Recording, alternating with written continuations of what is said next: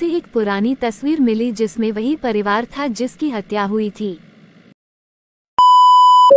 ये कहानी एक छोटे से गांव की है जिसका नाम दरावाना था।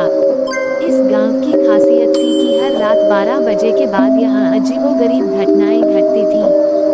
गांव के एक पुराने हवेली में, जिसे लोग भूत बंगला कहते थे, वहां की जाने से लोग डरते थे। इस हवेली में कई साल पहले एक अमीर व्यापारी अपने परिवार के साथ रहता था, लेकिन एक रात पूरे परिवार की रहस्यमय तरीके से हत्या कर दी गई।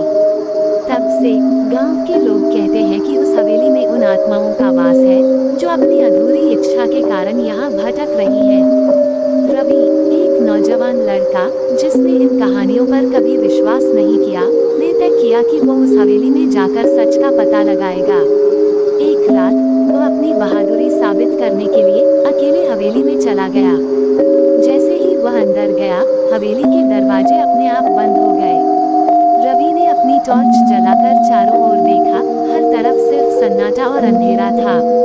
अचानक उसे एक ठंडी हवा का झोंका महसूस हुआ और उसके कानों में किसी के फुसफुसाने की आवाज आई।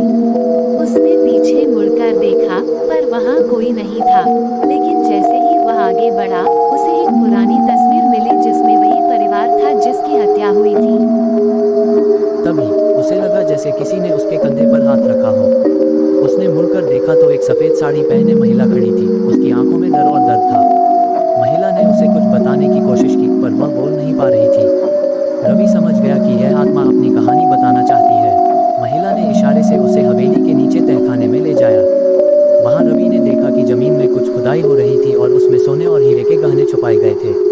महिला ने रवि को इशारा किया कि यह वही खजाना है जिसके लिए उसके परिवार को मारा गया था।